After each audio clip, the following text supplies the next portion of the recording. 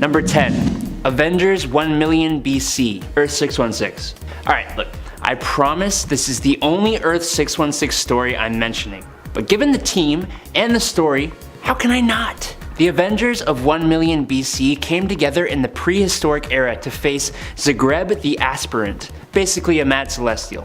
The team was made up of Odin Bor's son, wielding Mjolnir, the mutant Firehair, the avatar of the Phoenix Force, the sorcerer Agamotto, like the Eye of Agamotto, that guy, Fan Fei the Iron Fist, the first ever Black Panther of the Panther tribe, a mammoth riding Ghost Rider, and Starbrand. They first appeared in Marvel Legacy #1 in 2017, and I'm not even going to explain the rest. Just go read it, please! Earth 76611, alternate history. In Fantastic Four Annual number 11 in 1976, Power Man knocked a vibranium cylinder into Mr. Fantastic's time platform, sending it back in time. The cylinder was split in two halves. The important to this topic half landed in occupied France in 1942 and created an alternate branching timeline, Earth 76611.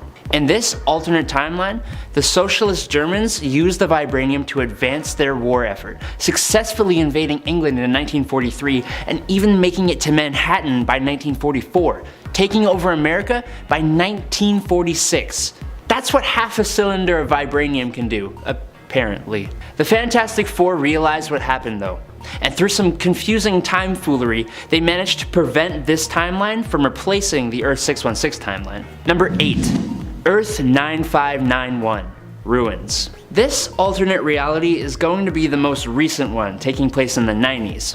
The timing of this one doesn't factor so much into its story though, as the more relevant detail is that this is the universe where literally everything goes wrong. The entire Fantastic Four, except Ben Grimm, who was replaced by Victor Von Doom, died on their test flight. The X-Men are held in a prison in Texas where they are horribly disfigured to stop them from using their powers. Peter Parker's spider bite caused an infectious rash that mutated his entire body and caused his hair to fall out. Bruce Banner becomes a monstrous mass of tumors.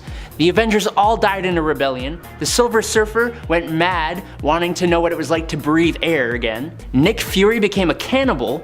All sort of that really lovely stuff, you know? I would not read this story unless you're okay with being upset, but I would read this story because it's good and it's interesting. Okay, at number 7 we've got Marvel's Dominic Fortune, or Dominic Fortunov. This character is not only old in terms of his first appearance in the comics, but the character himself is aged to the point where it's known to be one of his biggest weaknesses. First appearing in Marvel Preview number 2 in 1975, this superhero needs a comeback for the sole reason that he's just a guy. He doesn't have any powers, but fought in World War II and always seems to be getting caught up in assassination attempts and weird odd jobs. Like one time when he had to babysit 3 drunken actors in Hollywood for a weekend and had to call the cops on them after things got out of hand. You know, and after that, Fortune actually gets recruited to the Avengers by Nick Fury in 1959. He's just a good old-fashioned human superhero who runs into human troubles and stays in his lane, but ends up getting the opportunity still to support the superpowered Avengers with bazooka blasts and covert ops. At number 6, we have DC's Dr. Fate.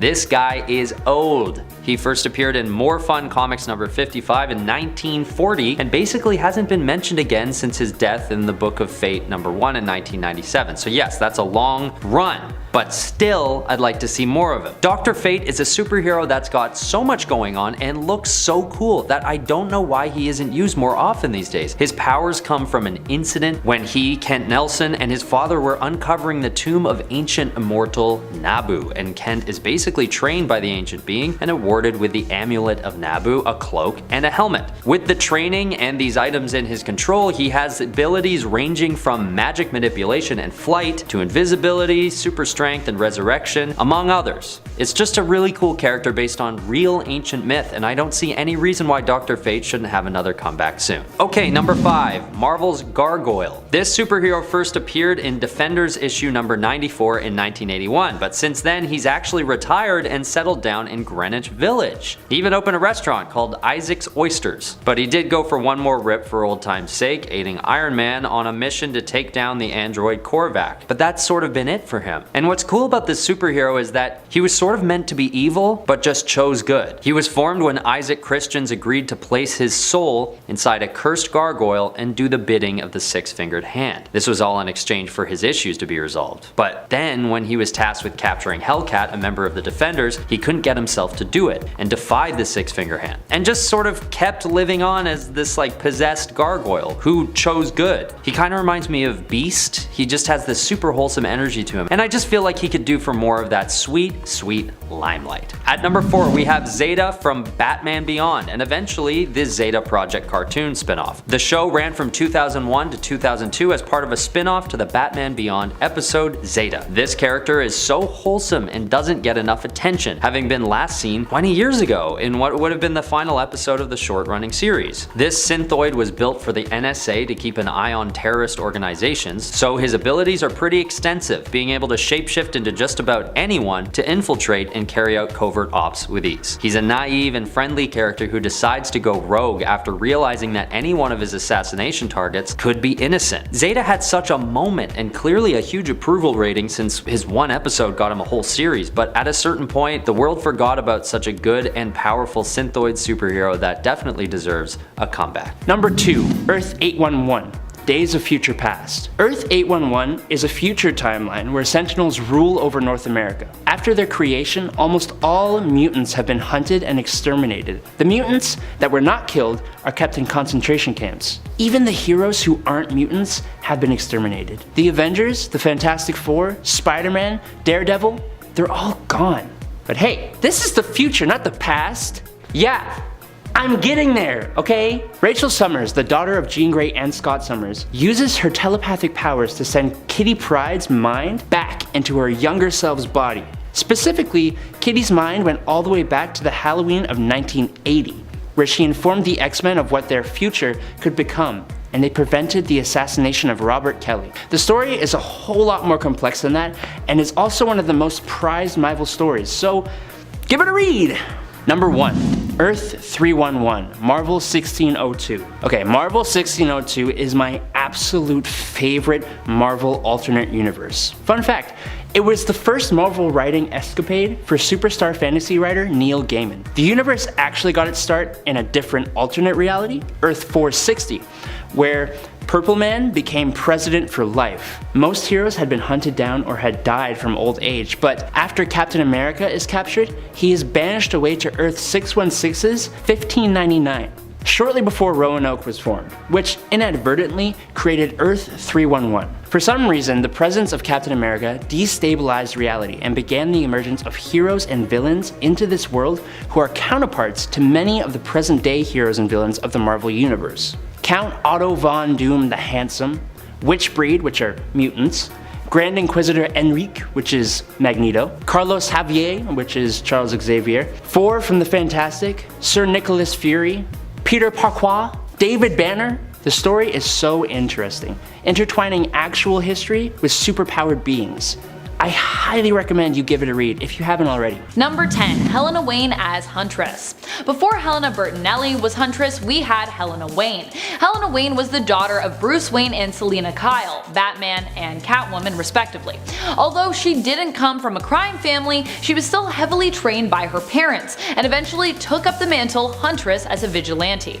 Like the main continuity Huntress, she was also known for being more violent than was considered acceptable. After her mother's death, she moved out and blaming the criminal Silky Cernak for her mother's death, as he had blackmailed Selina into returning to a life of crime as Catwoman, Helena Wayne set out for revenge. Catwoman died when she returned to her life of crime. No. Mom, why? Number 9. Venom. Venom would technically make its first appearance in issue 252 of volume 1 of the Amazing Spider-Man series, but it wouldn't be until almost 50 issues later in issue 299 that the suit would develop a mind of its own, or well, bind its own mind with that of Eddie Brock's mind, and be introduced to us again as Venom.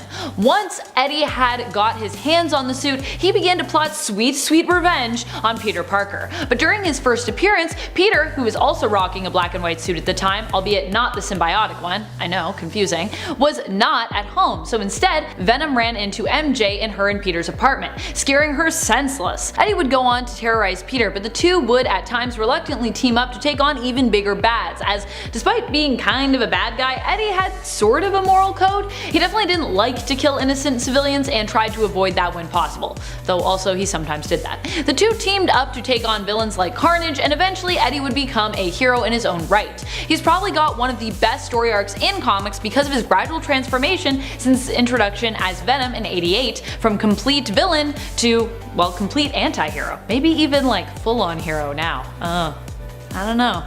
What do you guys think? Is Venom a full hero yet? Can we go there? Number 8. John Constantine. Constantine made his first appearance in Swamp Thing Volume 2, Issue 37. He is known as an occult detective from England who likes to do things his own way. He's somewhat violent and reckless, with somewhat of a disregard for the smaller things. To John, sometimes you have to break a few eggs or sacrifice a few souls to make an omelet. And as long as it's for the greater good, he's sometimes fine with that. In his own series Hellblazer, which started in 1988 and ran for over 300 issues, the original tone of the series was quite dark, because the series also came out as part of DC's Vertigo line, which was known for being one of the darkest imprints that DC ever had. Of course, sadly, Vertigo is no more, but in its place we now have the stunning DC Black Label, so I guess it's fine. Just kidding. DC Black Label's really awesome. But still, can't we have both? Can't we have both DC? Number 7. Earth 6799, 1967 Spider-Man cartoon. Bouncing off that happy little lovely tale, we have Earth 6799, or just Earth 67, which is actually the Earth where the 1967 Spider-Man takes place. Because of that, this Earth technically first appeared in Spider-Man Episode 1 Season 1 on September 9th, 1967. Its comic book appearance first comes in Amazing Spider-Man Volume 3, number 9, as one of the many alternate Spider-Man featured in this story. He also shows up in Spider-Verse Team-Up issue number 2 when Miles Morales and Peter Parker come to this Earth to find Spider-Man and recruit him to the fight against the Inheritors. It's super entertaining. Number 6. Earth 84243, Conan in the modern day's 70s. Some people may not know this, but Conan the Barbarian is actually part of Marvel Comics. And while the era he lived in, the Hyborian Age, is part of the 616 continuity, the What If story on Earth 79213 isn't. Instead of being in the Hyborian Age though, our boy Conan gets stuck in the 20th century. After visiting the Hyborian trade city of Akbitana, he is captured by a wizard who specializes in time travel. And instead of escaping, he is transported to Manhattan on July 13th, 1977. What does he decide to do with himself?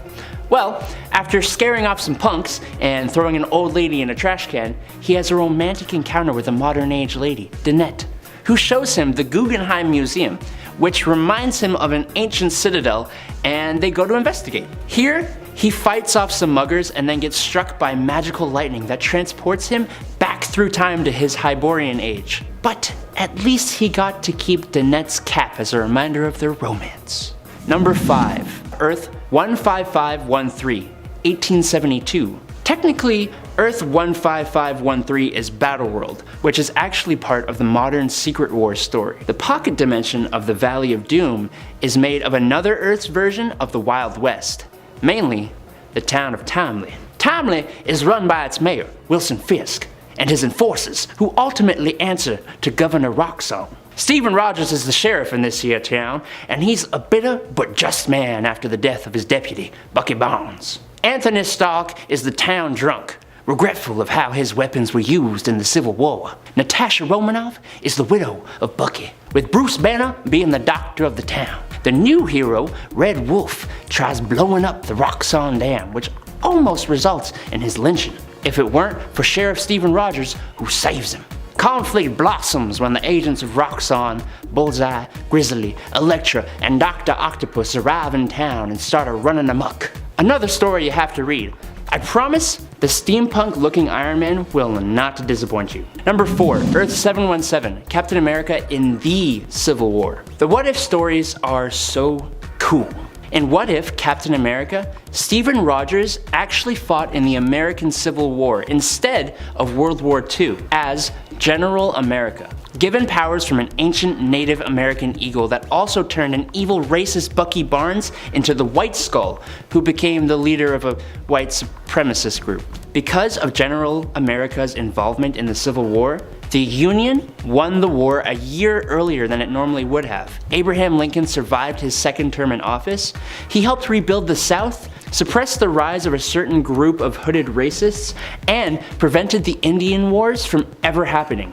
He would go on to fight the White Skull and his new, deadlier hate group, eventually being succeeded by a line of Captain Americas who were his descendants. Well, hey there, time traveler. You're from the time period where YouTube still lets you like and subscribe, right? Well, if you're enjoying this video right here, why don't you just go and hit that thumbs up? It sure helps us out a lot. Alrighty, let's get on to the top 3. Number 3. Magneto. Magneto has been known as the foil to X-Men's Professor Xavier for years. Xavier was also the leader of the X-Men, while Magneto was the leader of the first Brotherhood of Evil Mutants, who were often the X-Men's enemies. Still, Magneto does what he does often to make the life of mutants better, albeit through punishing humanity, which, you know, not so great. And while he has spent a lot of time being a villain, over the years he has definitely shifted more to anti-hero, especially in the new Dawn of X Mutant relaunch, where he often works alongside Charles. Though Charles is always like, calm down, man. And he's like, no! I will slightly overreact, because I'm Magneto, and that's what I do. Number 2. Catwoman. Catwoman has always operated more on the edge of what's right and wrong since her introduction, which is part of the huge appeal when it comes to her, and has been part of a huge problem in regards to her on and off again relationship with Batman. Though Batman wasn't really a saint either when it came to his early days, but anyways. When Catwoman first appeared in Batman Volume 1 issue number 1, it was as a jewel thief, and Batman at the time was engaged to a woman named Julie. Still, he was tempted to join her and become her king of crime, but when he refused her, she managed to escape his clutches, sneaking away. Batman really hoped that he'd run into her again despite her criminal tendencies, and despite the fact that he was engaged, and his wish would eventually be granted. Catwoman would even team up with Batman and join him in his acts of heroism, though originally it would often be for her own motives alone, but she became more of a hero as time went on. Number 1. Namor. Namor is an interesting one. When he first debuted in Motion Picture Funnies Weekly, it was as a young prince attacking land dwellers, seeking revenge for his people. He would then go on to join the fight in World War II, fighting against Nazis with heroes such as Captain America. Later, he would forget who he was and only regain his memories when he was accidentally knocked into the ocean in the original Fantastic Four series by Johnny Storm. He would then rediscover who he was, and that the kingdom that had been his underwater home had been destroyed by the Humans War's nuclear bomb tests, and as a result would attack the land, becoming a villain. Again. Since then, he has done a variety of good and not always so good things, but what remains constant is that Namor's methods have pretty much always been questionable. His return to being good, but in his own way, and still while thinking very highly of himself, made him an anti-hero. And while he is very passionate about protecting his people, there is no doubt that this means he would also do anything to safeguard Atlantis, regardless of how morally ambiguous or severe it might be. At number 10 is Tigra, first appearing in her own Marvel comic book called The Cat in 1972. This superhero just doesn't get the spotlight very often. Considering she has been a member of the Avengers in the past, it would only make sense that she might appear more prominently in more recent issues, or even MCU movies. But sadly, her most recent appearance was in a supporting role in Avengers Academy between issues 1 and 39. Tigra's powers began as an experiment by Dr. Joanne Tumalo, who gave her powers attached to her costume, and in this form she was simply known as the Cat. But down the line is when she eventually mutated into Tigra, a human-tiger hybrid, through a mystical ritual. She was then bound to a race of humanoid cat people from the Middle Ages, which she could then transform into on command from her human form, using the cat's head amulet. She's a pretty cool hero, so I wonder why they haven't really brought her back in any big way. Maybe they found her too similar to DC's Catwoman, who knows.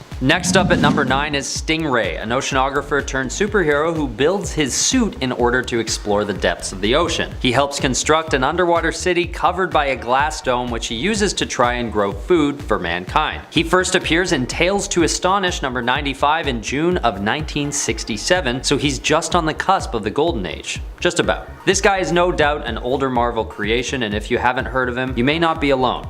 Although he has appeared as recently as the Iron Man 2020 event, he still only appears briefly as a side character facing off against Captain Barracuda. But at least the writers of that issue probably had the same thought as me, that he deserves to come around again. Once again, my hunch is that he's just a little too similar to DC's Aquaman, which might keep Marvel from giving him any more spotlight than they already have in more modern issues. Although his buddy Namor the Submariner, looks like a carbon copy of Aquaman. But Namor appeared for the first time in Marvel's first ever comic book, Marvel Comics #1 in 1939, whereas Aquaman didn't appear until 1941. But I digress. It just seems that DC found a way to occupy the underwater superhero market, which keeps us from seeing more characters like Stingray and even Namor more often. At number 8, we have DC's The Question, or just Question. Like Stingray, this superhero first appeared in 1967, but isn't showcased very much anymore. Usually teaming up with the Blue Beetle, this superhero got his last solo series in 1987, lasting 36 issues. He originally had the secret identity of Vic Sage, but was later reimagined in the 2006-2007 miniseries 52, and his protege, Renee Montoya, takes over the mantle. This character is just a good old-fashioned fighter, only really having abilities in martial arts and I guess sleuthing since he's a journalist by trade, but he's just got such a simple and cool film noir kind of look, and it would be cool to see him in a lead role again. Again though, his abilities and look are strikingly similar to Marvel's Chameleon, so maybe by holding back on popularizing this character too much, they're just avoiding butting heads with their competitors. Once again, it's hard to tell. Number 7. V. V comes to us from Alan Moore and David Lloyd's series V for Vendetta. He's a mysterious character who is also known as Patient Number 5, who's said to be one of the many victims of abuse in a resettlement camp run by the fascist and villainous Norse Fire-ruled government. It is believed that V was a test subject at the camp who escaped. He then adopted the mantle V and began to work on building an anarchistic uprising to topple the oppressive regime. His methods were meant to appear morally ambiguous so that readers could decide how to see him, as a hero or as a madman. V made his first appearance in the series Warrior in issue number 1. Also, if you haven't checked out that little story that he's in Warrior, V for Vendetta, it's really great. Just saying. Also, the series is great. Number 6. Black Cat. Black Cat was first introduced in The Amazing Spider-Man Volume 1 issue 194 as a thief, and she continued to be that for quite a while. But she was also introduced as a love interest for Spider-Man at the same time, which she would also continue to be for some time. Distracting Spidey with a kiss, she was able to get away with the goods she needed and succeeded in breaking her dad out of jail as a result. Though we wouldn't learn her dad's connection to her until the next issue. Being a mysterious figure with self-serving motives has always left her painted as an anti-hero, even when she has heroic intentions at heart. Although Felicia Hardy has played both sides before as well, being a full-on hero and a full-on criminal at times. Number 5. Punisher. Probably one of the most iconic when it comes to the idea of what an anti-hero is. Frank Castle was also one of the first. It's likely because of him as well that the idea of seeking revenge became a somewhat dark one. The Punisher's main quest is to get vengeance, not just for himself, but for others whom he thinks deserve it. Originally, he turned to a life of vigilantism after the death of his family, who happened to be on a picnic at the wrong place, the wrong time, and were witnesses to something they shouldn't have been. As such, they were eliminated by the mob. Despite also being shot, Frank survived the attack, though the rest of his family died, and as a result, he swore revenge. He's also known for being an overly violent hero who fights with guns, which is something most heroes look down upon, preferring to use non-lethal force. The Punisher would achieve next-level anti-hero status when he also became the first anti-hero to kill the entire Marvel Universe in 1995, in Punisher Kills the Marvel Universe, paving the way for another popular anti-hero, Deadpool, to also do so years later. Of course, it would take Deadpool until the 2000s before that would even be a thing for him. The 2010s, as it were, actually. Number 4. Wolverine. Logan, being considered a little more rough around the edges and animalistic, is what quickly granted him an anti-hero status. As far as superheroes go, he was different. He made his first full appearance in The Incredible Hulk Volume 1 issue 181. Since the beginning, his violent nature and broodiness has made him both well-loved by fans, but sometimes disliked by other heroes. He also has less hang-ups when it comes to killing people, even suggesting at times that it's the best course of action when dealing with villains, and having a pretty big thing for mercy killing when it comes to other heroes. This has also made Logan one of the biggest anti-heroes in the X-Men world. He just kills tons of people. People will be like, I think I'm gonna die, and he's like, I got you, don't worry.